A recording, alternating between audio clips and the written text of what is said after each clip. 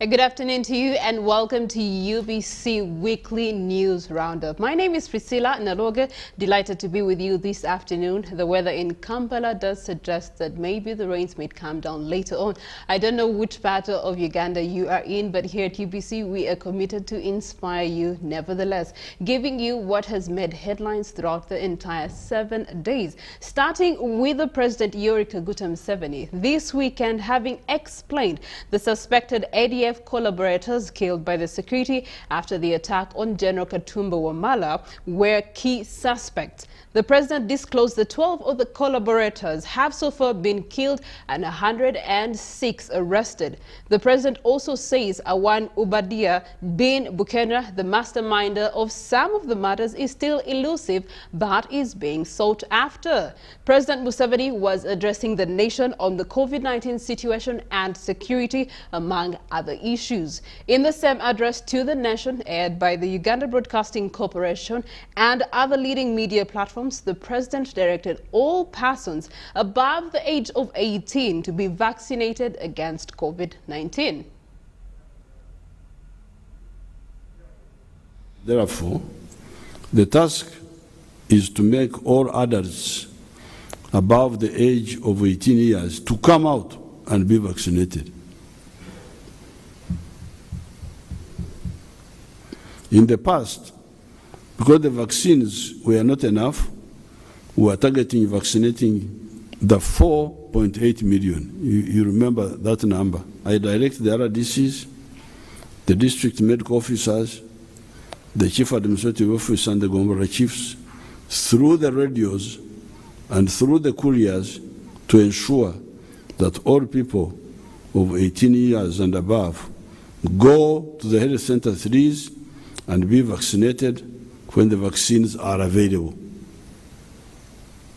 The vaccines are there in the country, but we want to be sure that they are also at the sub-county. Yeah. What I'm saying is that the vaccines are in the country.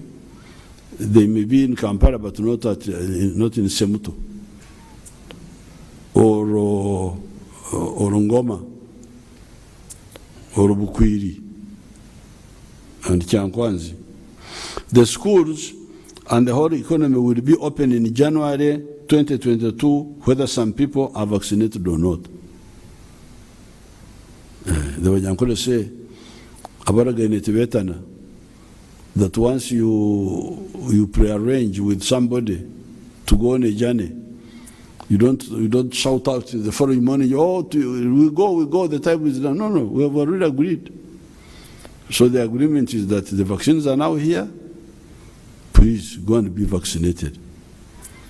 If you don't go, we shall open the economy all the same. We shall open.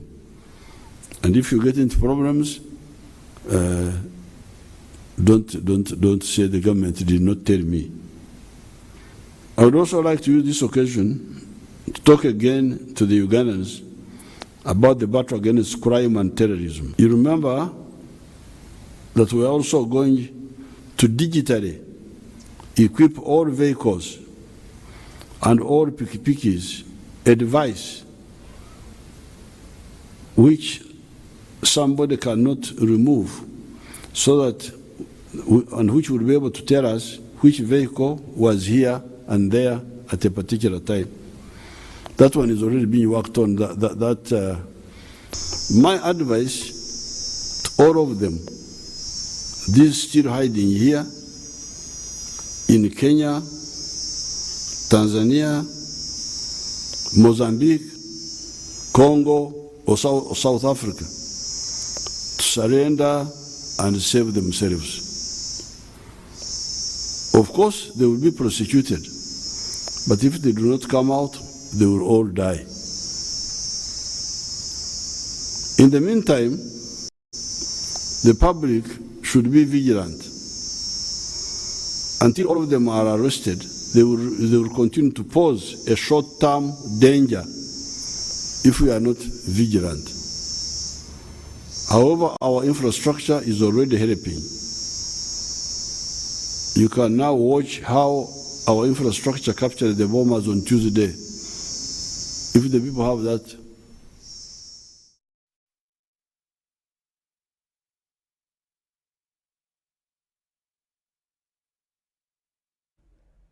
Well, in this very same week, as of 19th November 2021, according to the Ministry of Health, they have so far confirmed 49 new cases. And when it comes to the doses that have so far been administered, you do have 6,072,617. So well done, Ugandans. But nevertheless, as the president has said, please go get vaccinated for your first dose, your second dose.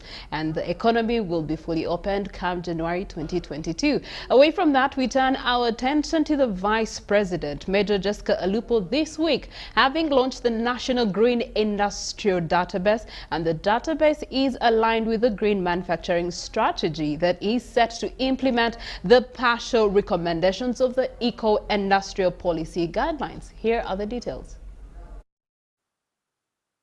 The launch of the dashboard comes at an opportune time when the government is prioritizing green growth programs. It will provide a platform for effective data management to allow timely access to industrial data. The source of Uganda's greater wealth will come from having strong manufacturing capacity for competitiveness in regional trade and integration into global value chains.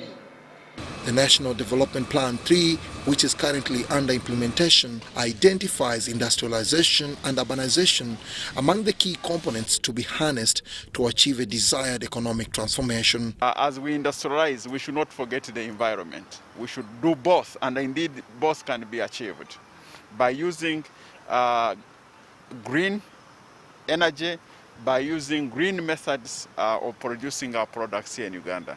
This term renewable energy is simply saying the less you use of fumes that destroy our cover, the better while you're doing manufacturing. The less you pollute our rivers and lakes, the better while you're doing your manufacturing. Green manufacturing strategy and the National Industrial Database are geared at creating a strong, resilient and competitive industrial base. If you don't invest in proper waste management now, 10 years from now, 15 years from now, we'll stand here again and somebody will say, oh, the industrial zone of Soroti is producing so much waste. How are we going to fix it? Trying to fix something afterwards is always more expensive. We live in the environment, we do our activities on environment, and we must protect. So for us, we welcome the idea of the Ministry of Trade in emphasizing it that all industries must have the recycling technologies. The European Union is partnering with Global Green Growth Institute in implementing a 3-year project running from 2020 to 2023, which is aimed at promoting sustainable development and inclusive growth in Uganda by focusing on green city development, green industrialization, and efficient waste management. Dennis Igoa and Charlotte Amuge for UBC News. Well, thank you so much, Dennis Igoa and Charlotte. Now, turning our attention to 13 technical vocational education training institutions that this week received motor vehicles to assist in transporting students from training to internship, while handing over the vehicles under the Skills Development Project at Kololo Independence Grounds. The Minister for Education and Sports, Janet Museveni, cautioned heads of these institutions against using the vehicles for personal work. A couple of years ago, government took $100 million loan facility from the World Bank to help improve capabilities in technical training institutions. These funds were used to implement the Uganda Skills Development Project, with a big portion going into infrastructure development and equipping the institutions. In addition to having poor infrastructure and insufficient equipment, the institutions had a challenge of inadequate transport to facilitate learning and service delivery. Now, through the Skills Development Project, the Ministry of Education and Sports has handed over 17 vehicles to 13 TVET institutions to transport students for training. To the institutions to facilitate the work that must be done. That's the sole purpose of these vehicles. And you very well know that moving the trainees, our trainees in technical institutes to the world of work or industries has been a great challenge yet. Therefore, I urge the beneficiary institutions to be good stewards of what is being handed over to them. In another development, Finca Uganda has handed over 1.3 million N95 face masks worth 1 billion shillings to the Ministry of Education in preparation to reopening other education institutions. This consignment has been donated to medical students to protect them from COVID-19 as frontline workers. The thing that COVID has taught us, it has taught us to be ready with the technical, medical, human resource to fight any other endemic or pandemic that may arrive. And that's why we felt that when we give this donation, it should go towards supporting the human resource in the technical medical field. The chairman, Parliamentary Committee on Health, Dr. Charles Ayume, emphasized that COVID-19 is about prevention, enforcing guidelines, plus complying to standard operating procedures. I implore that the ministry works closely with the district health officers in ensuring that SOPs and other guidelines are enforced in the schools. We don't want to see a disparity between the district education officer and the DHO. I think that's what happened. Janet Museveni said the nature of practical training of the medical students entails staying most of their time with handling patients, and this puts them at risk of exposure to various infections. She emphasizes that it is important for them to take personal safety against COVID-19. In the World Health Organization, it is estimated that about 180,000 health workers could have died from COVID-19 globally since the pandemic started. This grim statistic includes some health workers from right here in Uganda, because the Ministry of Health data shows that we have lost more than 50 health workers to COVID-19, and some of these contracted the virus while on duty. Therefore, it is important that as much as possible, our learners and trainees in these medical and health training institutions take personal safety against COVID-19 seriously. The Ministry of Education and Sports continues to call upon children above 18 years and staff in tertiary institutions that were opened to go and get vaccinated against COVID-19. I'm Nafka Farida and Benadiga in Kololo. Well, thank you so much, Namfuka. Now, Uganda is engaging the Democratic Republic of Congo and other neighbors to flush out the ADF rebel groups who are believed to be behind the twin bombings that disrupted calm in Kampala on Tuesday. The Minister for Information, Communication and Technology, Dr. Chris Bariomunsi, confirmed that this is going to be the case at media briefing and that security is now there. The Tuesday twin suicide bombing in the heart of Kampala killed several people and injured scores. The two blasts happened 3 minutes apart, with city dwellers taking cover as cars burnt into flames. In a statement, police blamed the attacks on Allied Democratic Forces ADF, an Islamist group that operates in the remote areas of the neighboring Democratic Republic of Congo, with ties to the so-called Islamic State. The hallmarks of the attack clearly indicate that the ADF-linked radicalized groups who still have a desire to carry out lethal attacks on soft targets using suicide attackers and improvised explosive devices behind these attacks. Addressing the nation at Uganda Media Center in Kampala, the Minister for Information, Communication Technology and National Guidance, Dr. Chris Bariomunsi, said Uganda is in talks with their Congo counterparts to pursue the ADF attackers. So we know where they are. We even know the coordinators in Eastern Congo, their names and identity. We know where the cells are. I can assure you that the government of Uganda is in touch and in discussions with the government of DRC, and sooner than later we shall find them where they are.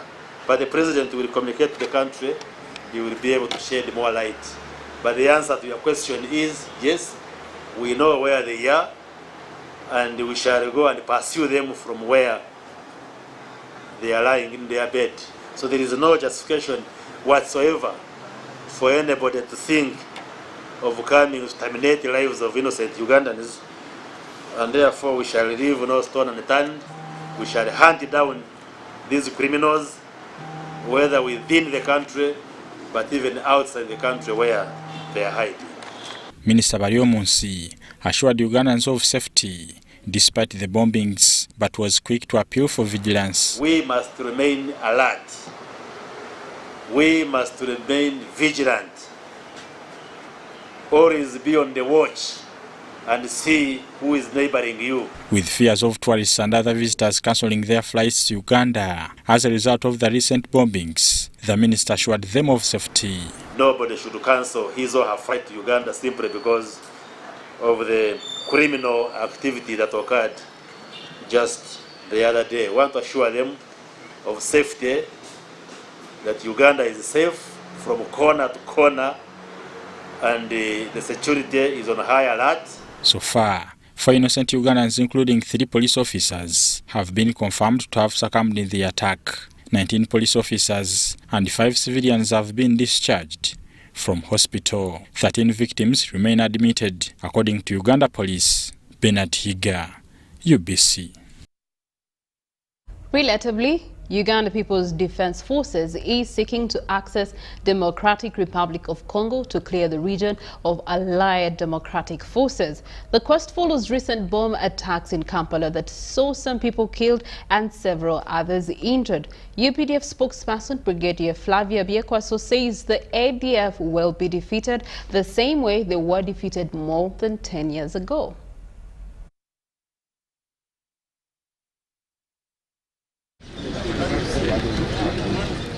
Intelligence is being gathered. Over time, the forces have built capacity. Some arrests have been made. We have so many leads which I cannot talk about here. And some alleged violent suspects have been put out of action. It's not that it is our culture now to shoot, but it is under those circumstances.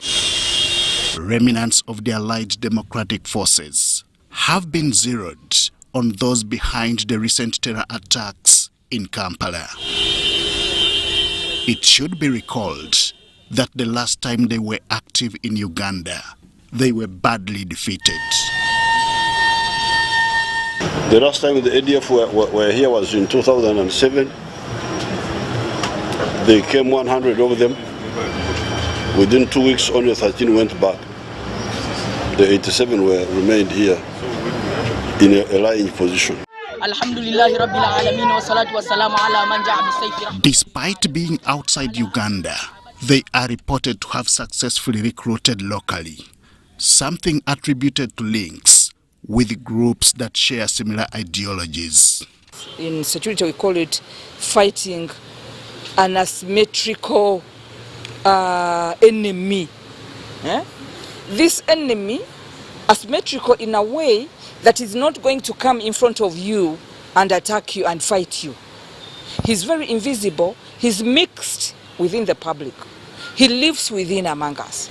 Sometimes you may not even be able to actually tell that until something happens, because we have apprehended people and someone said, hey, you mean that person, I was talking to that person, you mean that person is a terrorist? The fact that they were forced back to the neighboring Democratic Republic of Congo makes it necessary for Ugandan troops to access their hideout. With this, the UPDF seeks to prevent them from not just attacking Uganda, but any other country in Africa and beyond. But what is keeping us, actually, I would say that what is keeping us from stamping this out from Uganda completely, and also is the problem of the neighborhood.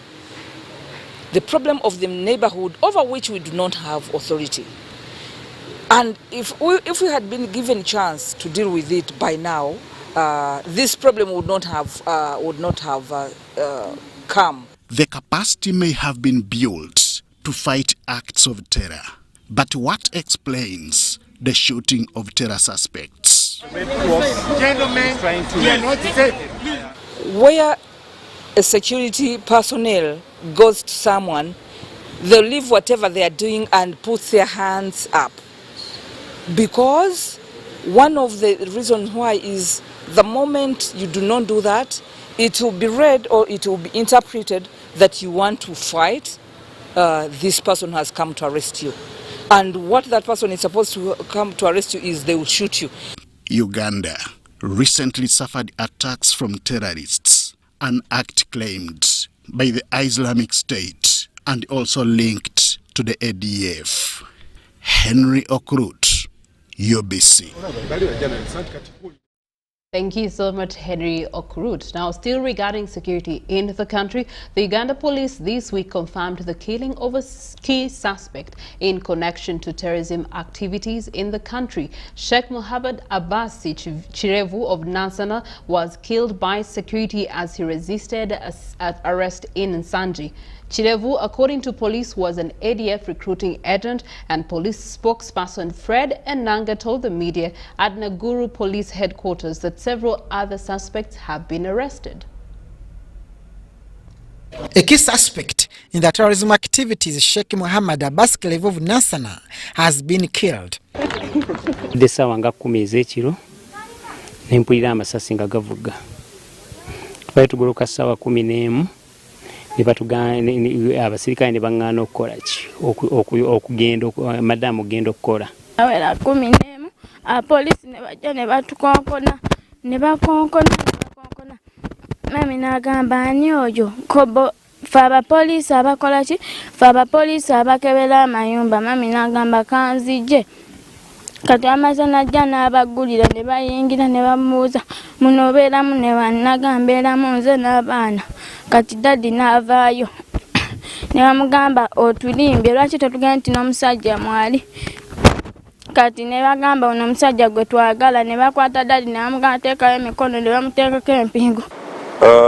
Sheikh Mohammed Chirevu was one of the leaders involved in the active recruitment of personnel into the ranks of ADF, and was one of those who were promoting the re-emergence. Now police is looking for Sheikh Sulaiman Nsubuga for aiding terrorism activities.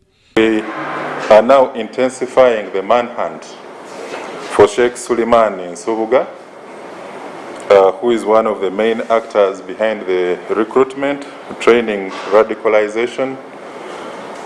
He's been providing material support and resources to the domestic terror cells. At least 21 suspects have also been arrested in the crackdown on terrorism activities. They provided very good accounts on how they were planning, preparing and executing the bomb attacks, including the suicide bomb attacks. Police say arrests were based on the first apprehended suspects who provided clues about other cells. We managed to also recover an AK-47 from Warom Felix in the Paida ADF cell. The recruitment and logistics networks were intercepted in Ntoroko district with the connections to the ADF. Agents and collaborators, our counter-terror operatives managed to put out of action a group of 4 suspected terrorists who form part of the recruitment and logistical coordination network. The recruitment and the logistical coordination network has been established to be in Kampala, Bundibujo, Luwero, and in Ntoroko. Another group of 13 people was intercepted while crossing to Kong, and these recruits includes juveniles. While arresting these people, 4 people were put out of action. A group of 4 suspected terrorists were crossing back from the DRC through one of the ungazetted crossing points. During the violent encounter with them in Ntoroko, there was an exchange of gunfire and 4 suspected terrorists were killed. These include Atindia Yasin, aka Senaulia Dan, Byaruhanga Musaba Hemuka, Turichimanya Joshua Matthias, and Bagonza Joseph. They were all crossing from Chisege in Ntoroko. Many recruitment centers are being erected by ADF in different parts of Uganda, and police has warned the public to remain vigilant through the neighborhood watch. The ADF is widely recruiting, and they continue to open many recruitment centers in the western part, in the central part. They used to actively do it a lot in the Busoga region. Police warns the public against mass gatherings amidst terrorism attacks in the country. Abdul Nasili Lubwama, UBC News. As we continue with the UBC weekly roundup, police has also arrested a suicide attacker believed to be part of the attackers who detonated explosive devices at CPS and Parliamentary Avenue. The attacker was arrested in Boise after 3 bombs were detonated in Kampala, and police released footage showing the movement of the attacker. Uganda Police have confirmed 6 people dead in a bomb blast in the Central Business District at Central Police Station and Parliamentary Avenue, Kampala. Police confirms that the blast was conducted by suicide attackers wearing suicide vests. The suicide bombers died in the attack. 33 people were injured, of whom 5 are in critical condition. So right now we are still talking about 3 bodies of people that are dead. 3 suicide attackers who killed themselves. Police have released videos indicating the movement of the suicide attackers. At the Central Police Station, Kampala, the attacker was wearing a bag on his back and blew himself close to the Central Police Station entrance, killing himself instantly. The spillover effect from the bomb covered a radius of about 30 meters, that is from near the checkpoint up to the front desk office at the Central Police Station. At the Parliamentary Avenue, the criminals disguised as motorcycle riders and blew themselves in the middle of the road. Now these kinds of threats remain significant because IEDs and suicide bomb jackets can easily be built from common household items. We indicated some of these items like nails, metal scrap, ball bearings. They use phones and batteries, as well as ammonium nitrogen. Police pursued the 4th suicide attacker and arrested him in Boise. It is believed he was going to detonate another explosive device, and gave him a very good chase up to Boise, where we shot and disabled him and managed to arrest him. He's only identified as Mose. Immediately we went and managed to also search his home, where we recovered an unexploded suicide jacket and other related explosive devices. The attacks have been linked to the radicalized group of the Allied Democratic Forces. Ivan Kahwa, UBC News in Kampala. Well, later on we shall be sharing with you some security numbers that you can be able to call in case you suspect anything, because now more than ever we are required to be vigilant, use our naked eye to be able to spot something that can help the police in the continuing investigations. Away from that, Parliament this week interrogated Dr. Monica Musenero over alleged corruption scandals. Appearing before the Committee of Parliament probing the scam, Dr. Monica Musenero denied all the corruption allegations leveled against her, saying the finances of the Presidential Initiative on Science and Technology are handled by the State House. The Minister for Science, Technology and Innovations, Dr. Monica Musenero, under spotlight over the alleged mismanagement of 32 billion shillings meant for developing COVID-19 vaccine, appeared before the Parliamentary Ad Hoc Committee probing the scam with a team of scientists at 2 p.m.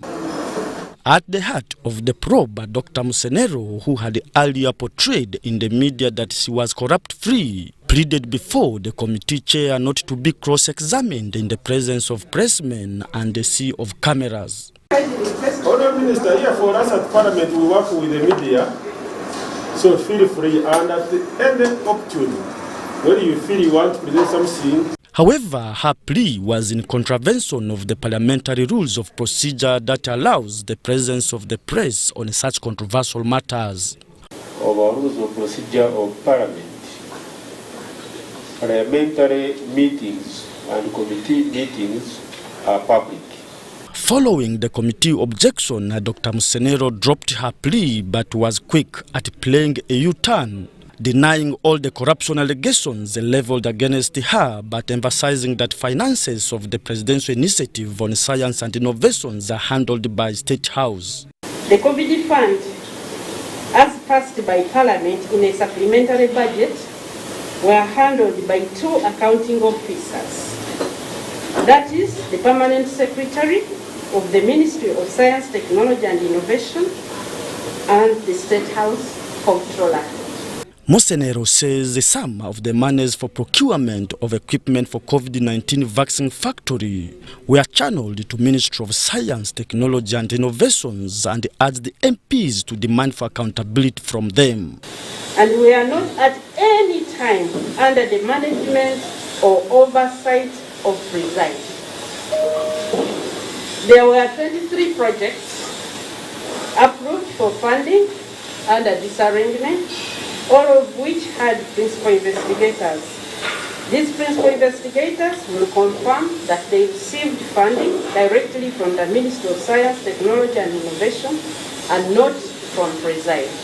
Musenero was also cross-examined over allegations that she employed her husband and a nephew at the Presidential Initiative on Science and Technology Secretariat, a matter she denies. I am not a director of Preside, and neither is my husband. My husband has never been ever associated as an employee or recipient of anything from Preside except having his wife diligently work there to serve. If it was not a bonanza of getting equipment, and I want to assure you, those equipments are not used up to now. Before Musenero was the petitioner MP Yona Musinguzi, who appeared to substantiate his claims against Musenero. However, Musinguzi claimed that his documents implicating minister were stolen on arrival at Parliament, only to be recovered later. Put our documentations and I went to wash my hands. Coming back, I had left a certain cleaner at the pigeon hole and I told him, please guard for me my documents. Musinguzi tendered over 25 documents allegedly implicating minister on corruption accounts. Musinguzi says some of his accomplices from various ministries offering clues into the alleged Musenero corruption scandals are being sacked. Information is public information. I get information from all over these ministries because these are vital letters talking about money. One of my source of information has been sacked from a ministry, and the committee has promised to take it up with me and give them the name of the personnel and the ministry where he was working, and I hope the Whistleblowers Act will protect him. The select committee members investigating the 32 billion taxpayers' money pledged to handle the interrogations to the dot. Philip Aguta, UBC News at Parliament. Thank you so much, Philip Aguta, for always bringing us what's taking place at the Parliament. Regarding women and health, the authorities of Terewode Women's Community Hospital in Soroti this week raised concern over the rising cases of obstetric fistula in the facility among the young mothers. The facility has registered most of the cases who are young girls aged 18 years and below, and it has been partially attributed to the impact of the lockdown. The Terewode Women's Community Hospital in Soroti is burdened with the treatment of obstetric fistula that often occurs when women are neglected during labor. The main condition we treat at the hospital is obstetric fistula, which usually is an adverse effect of neglected labor. And the patients usually present to us with urinary leakage after delivery. This usually occurs either immediately or a few weeks after delivery. This is the condition that prompted government, together with the development partners, to establish Terewode Women's Community Hospital in Soroti to repair the urinary linkages. Terewode has existed now for 20 years, campaigning against obstetric fistula and improving maternal health. And 2 years ago, we opened up Terewode Women's Community Hospital, which is dedicated in providing obstetric fistula care and in a holistic way.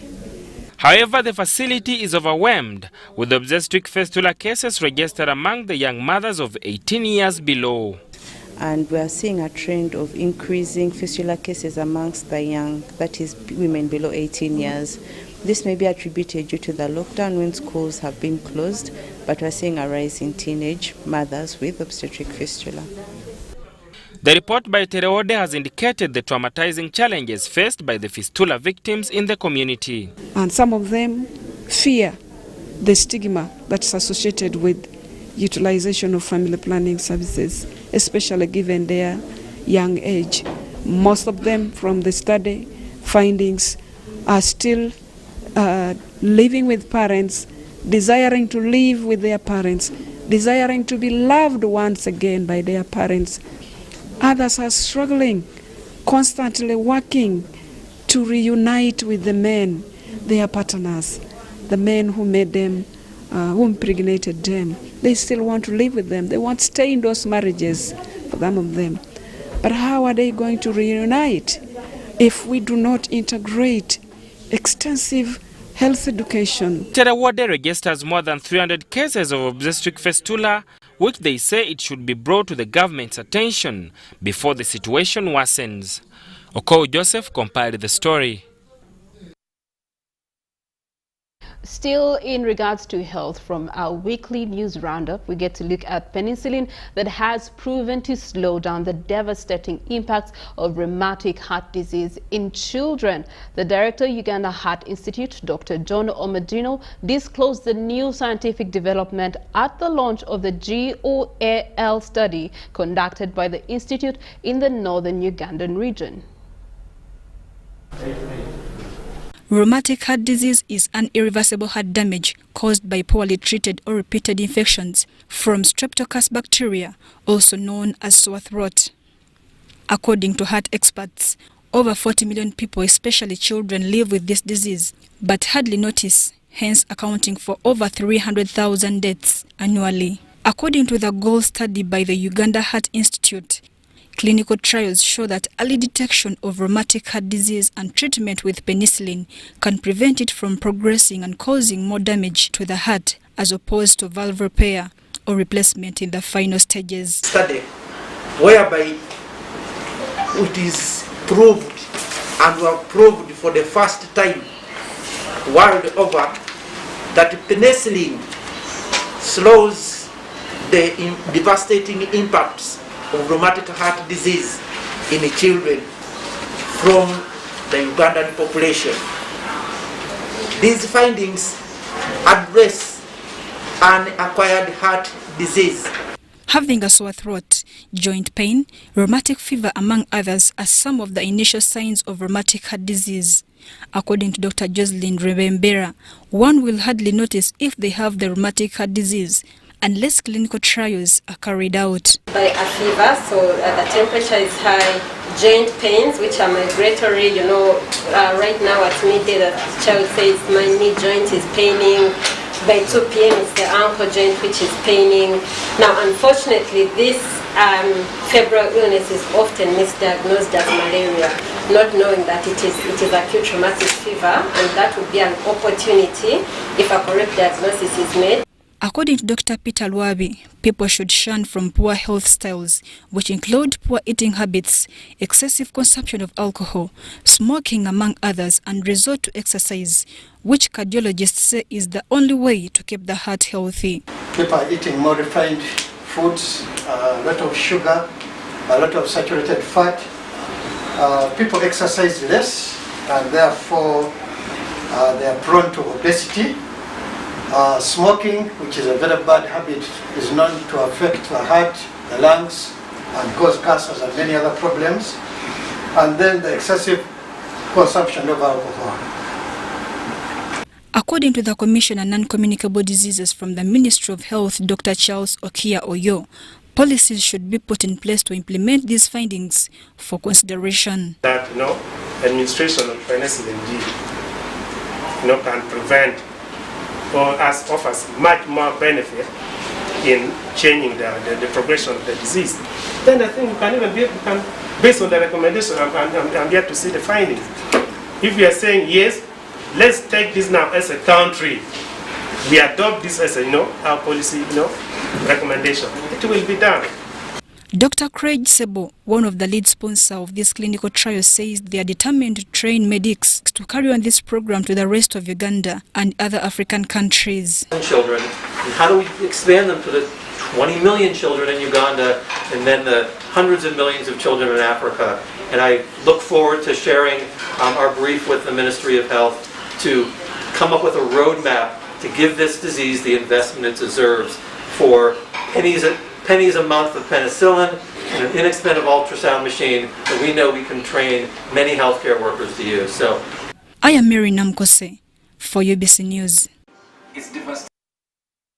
Thank you so much, our UBC reporter there. Now, as we go into our business break, we would just want to let you know that our security agencies are doing their level best to ensure that they avert the security threats that we were faced with in the course of this week. They have shared with us some public guidelines that are very necessary for you to actually avert the security. So do not accept packages from strangers, do not leave luggage unattended to, do not allow cleaners or service providers to enter and work in your workspaces or residence for that matter without supervision, and empty garbage bins, dustbins as regularly as possible within wherever it is that you stay. But for communication in case of any suspicious behavior on objects, the public is advised to call the police on 0800-122-229 or 080-0199-699. For Airtel users, you can call them on 0707-600-773. On MTN, you can get them on 0776-999-136. And Mango lines,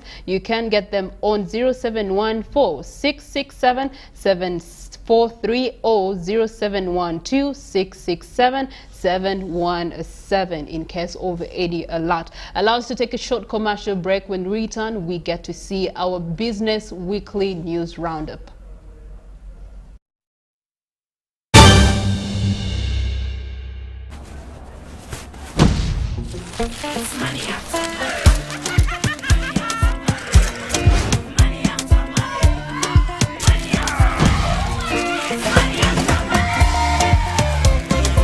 Transact and win money after money with Airtel Money. 1.5 billion shillings in cash prizes up for grabs.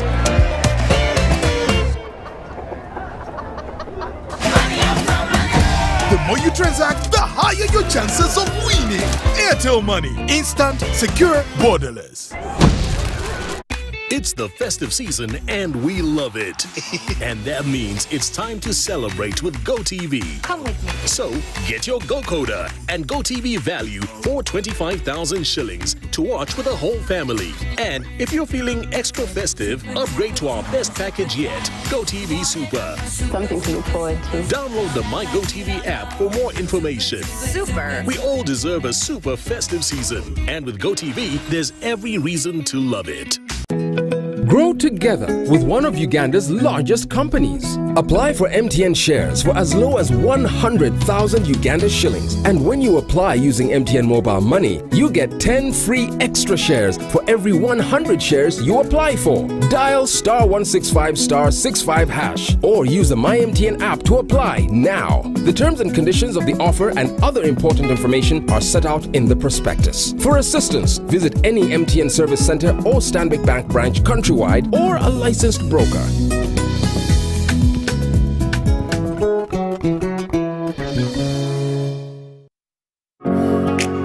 It's no secret that ICT makes learning easy.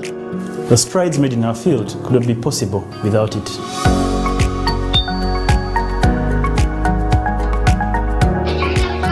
And now we can watch our favorite show. My radio is my best friend. UCC provides an enabling regulatory environment and policy guidance for healthy competition.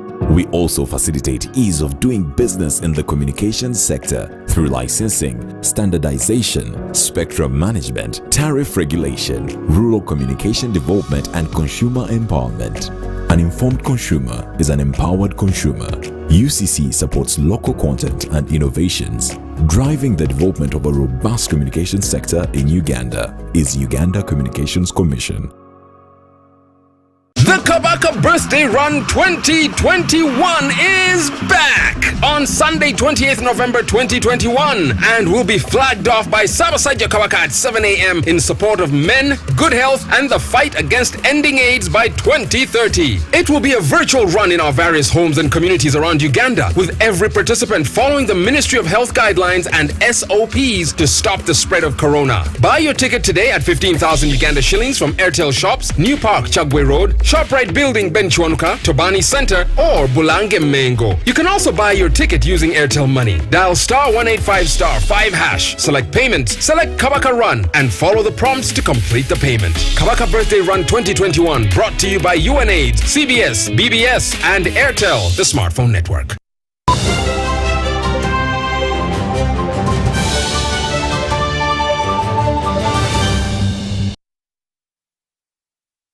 UBC Weekly News Roundup. Priscilla Nalwoga is my name, and now onto the pages of the Business Weekly Roundup, where we turn our attention to tourism in Mbale.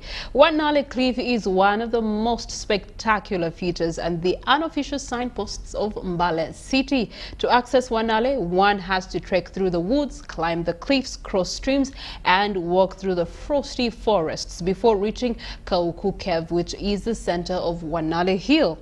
Mountain Elgon Tourism Network is leading the initiative aimed at showcasing Elgon region's beauty to nature lovers. Let's see how beautiful Elgon region is.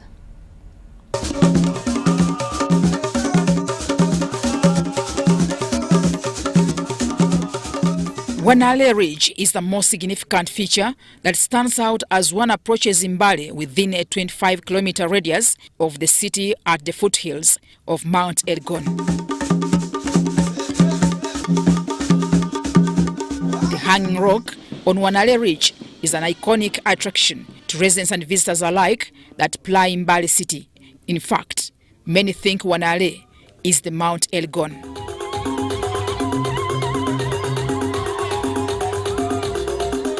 But what the eyes may not see from far are the caves and water streams that throbs in the thickets of Wanale Ridge. At the center of this Wanale Ridge is Kauka Cave, the heart of Wanale Ridge, believed to be the home of Mama Saba spirits. So we are entering Kauka Cave. Kauka A. Now we are in Mount Elgon. Wanale, Mount Elgon, Wanale Station. Wanale Station is part of Mount Elgon. Now, Mount Elgon Tourism Network wants to promote Kauka Cave as a major tourism attraction.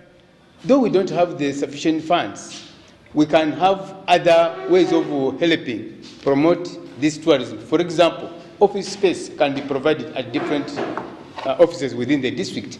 Also, access to access roads to those tourist sites, and also encouraging the local people to appreciate the concept of tourism so that they can also be part of the system by providing. The cave can only be accessed by scaling ladders, and a rare cool breeze is the comforting welcome one gets on entry.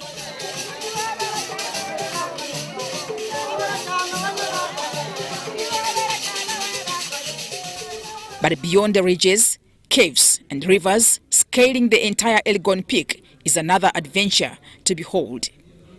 Elgon Region Tourism Network is going to help us to bring different stakeholders, partners on board as regarding tourism development in the region. Tourism has been going on for long in the region, but at a low pace and undeveloped. And because of that, it has not attracted as many tourists as it should be. Both local tourists... Uganda's second highest and largest peak after Mount Rwenzori is a popular destination for hikers. They sleep in our hotels, they eat, and we get money. And they will promote even our name as Uganda. They will promote it outside the country. They will know that there is peace in Uganda. And we are happy to have our president who is so good. Culture tourism is probably the biggest tourism attraction in the entire Bugisu sub-region. Bumutoto Cultural Site is where the Bagisu perform the male circumcision rite of passage that attracts thousands of people every even year.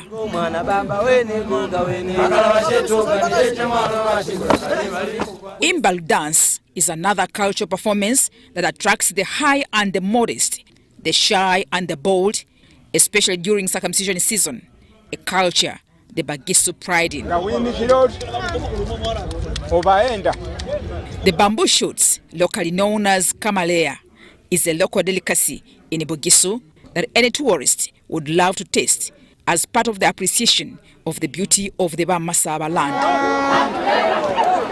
Kamalea can only be found here in Bugisu. People to partner with us so that we build the museum. This museum, as I said, the artistic impression is being done.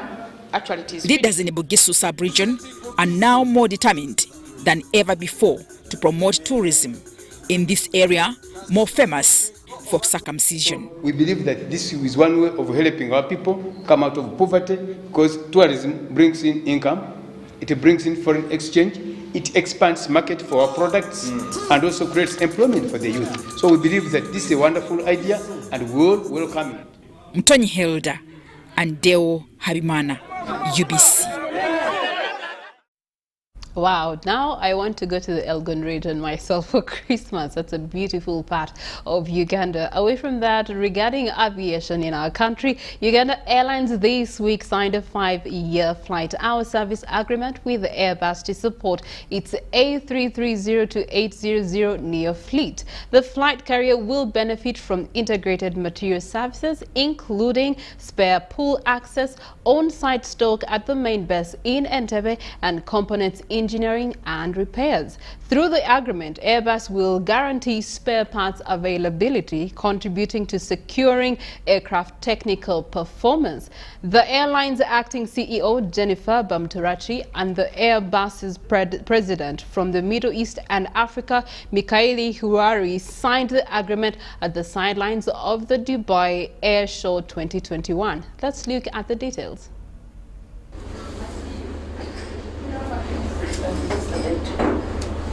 If you can look at us, please.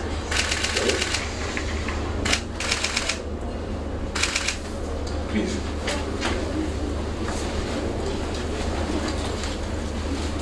Put this offending thing away. Thank you so much. Thank you. Look at us. Yes, please. Thank you. Very. Access to spares, aircraft spares, in order to keep the aircraft serviceable and in service. We need the reliable supply of aircraft spares, and of course we cannot buy each and every spare. So we kind of outsource the service of supply of spares, and by entering into an agreement with the spares manufacturers and supply through Airbus, the manufacturers of the aircraft. We exchange. So for that service, we will be paying a flight hour rate. Every flying hour, we pay an agreed rate. That's why they call it flight hour services. And in the industry terminology, we call it fly by the hour. So basically, it's a spares support service involving spare supply for the aircraft.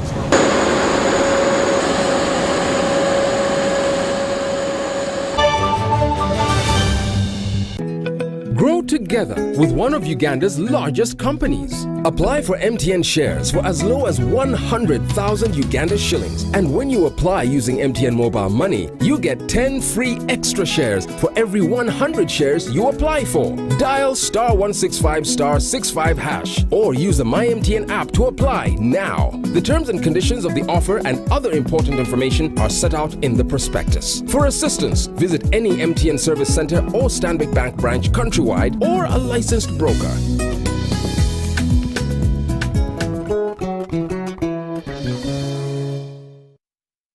It's the festive season and we love it. And that means it's time to celebrate with GoTV. Come with me. So get your GoCoder and GoTV value for 25,000 shillings to watch with the whole family. And if you're feeling extra festive, upgrade to our best package yet, GoTV Super. Something to look forward to. Download the My GoTV app for more information. Super. We all deserve a super festive season. And with GoTV, there's every reason to love it.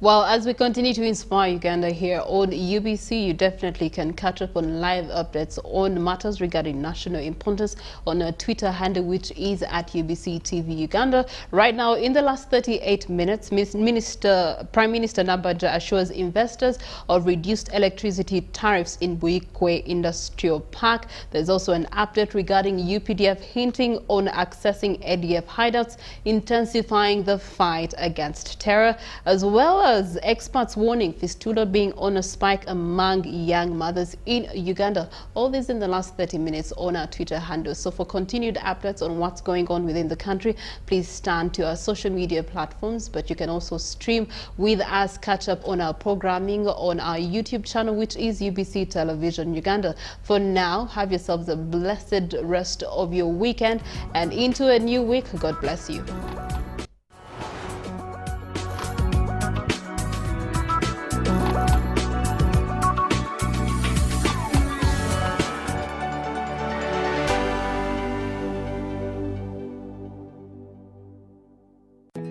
Grow together with one of Uganda's largest companies. Apply for MTN shares for as low as 100,000 Uganda shillings. And when you apply using MTN Mobile Money, you get 10 free extra shares.